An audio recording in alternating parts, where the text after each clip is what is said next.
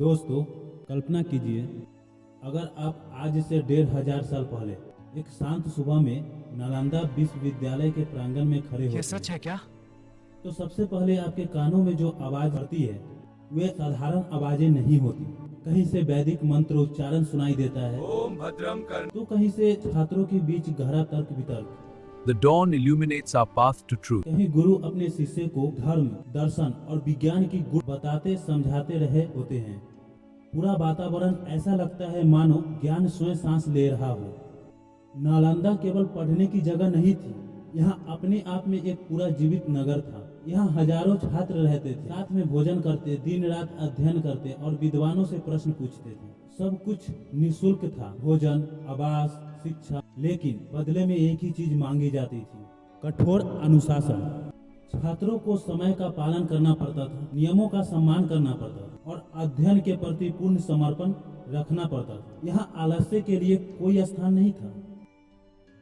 लेकिन नालंदा में प्रवेश पाना आसान काम नहीं था। नालंदा में प्रवेश करना इतना आसान नहीं था जितना आप सोच रहे हो। इसके मुख्य द्वार पर कोई साधारण पहरेदार नहीं बैठता था, बल्कि महान विद्वान आचार्य बैठते थे। आने वाले हर छात्र से कठिन प्रश्न पूछते। केवल वही छात्र अंदर प्रवेश कर पाते थे जो इन प्रश्नों का सही उत्तर दे पाते थे। दोस्तों, कहा तो ऐसा भी जाता है कि दूर दूर से आए हुए कई विद्यार्थी यही और इसी द्वार पर असफल होकर लौट जाते थे, जिससे पता चलता है कि नालंदा और ज्ञान का सागर था और यहाँ कितना उच्च स्तरीय पर शिक्षा प्राप्त की जा सकती थी। नालंदा में प्रवेश ज्ञान की सच्ची कसौटी थी। बहुत लोग सोचते हैं कि नालंदा केवल बौद्ध धर्म का केंद्र था, लेकिन यह पूरी सच्चाई नहीं है। नालंदा में पढ़ाए जाते थे कई सारे सब्जेक्ट, जैसे में वैदिक और उपनिषद, संस्कृत व्याकरण, गणित और खगोल शास्त्र, आयुर्वेद और चिकित्सा, न्याय शास्त्र, तर्क वितर्क और प्रशासन, राजनीति, दर्शन के अनेक शाखाएं थी।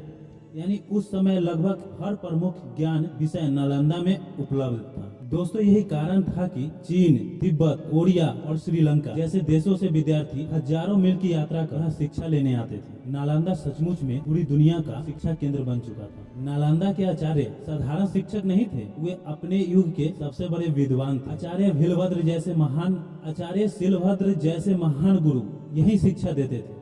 चीन के प्रसिद्ध यात्री फैनसंग स्वयं इन्हीं आचार्यों के चरणों में बैठकर वर्षों तक अध्ययन प्राप्त करते रहे। नालंदा में बहस होती थी, लेकिन अपमान नहीं। मतभेद होते थे, लेकिन हिंसा नहीं। यहाँ तर्क से तर्क का उत्तर दिया जाता था, ना कि क्रोध से। ज्ञान ही सबसे बड़ा सम्मान था यहाँ। अब दोस्तों, बात आती है एक नाम, धर्मगंज। क्या था वो? दोस्तों, धर्मगंज ज्ञान का महासागर था और इस पूरे विश्वविद्यालय का हृदय कहा जाता था उसे। अब बात यह है कि यह धर्मगंज आखिर है क्या? तो धर्मगंज एक पुस्तकालय का नाम था जो 3 विशाल भवनों में फैला, 9 मंजिला ऊंचा तक और लाखों ग्रंथों का अनमोल खजाना। तारपत्रों पर लिखे ग्रंथ, कागज पर संजोए हुआ ज्ञान, हर विषय, हर विद्या की पुस्तकें। कहा तो ऐसा भी जाता है कि अगर कोई व्यक्ति जीवन भर पढ़ता भी रहे तब भी वह इस पुस्तकालय का सारा ज्ञान प्राप्त नहीं कर सकता। तो दोस्तों, धर्मगंज सचमुच में ज्ञान का सागर था। लेकिन उस समय किसी को यह अंदाजा नहीं था, नालंदा की गलियों अब भी ज्ञान से गुजर रही थी। छात्र रोज अध्ययन कर रहे थे, आचार्य गंभीर चर्चा में डूबे थे, पर वातावरण में धीरे धीरे कुछ बदल रहा था। कुछ अजीब सी बेचैनी थी, एक अनजाना सा डर, मानो दूर कहीं से किसी अनहोनी की आहट आ रही है। आचार्य के चेहरों पर भी चिंता थी। कोई खुलकर कुछ नहीं कह रहा था, पर हर किसी को यह महसूस हो रहा था कि नालंदा के ऊपर कोई बड़ा संकट मंडरा रहा है और आने वाला समय इस महान ज्ञान की किस्मत बदल देने वाला था। आपको क्या लगता है आगे क्या होगा? कमेंट कर जरूर बताएं अगर आपको पता है।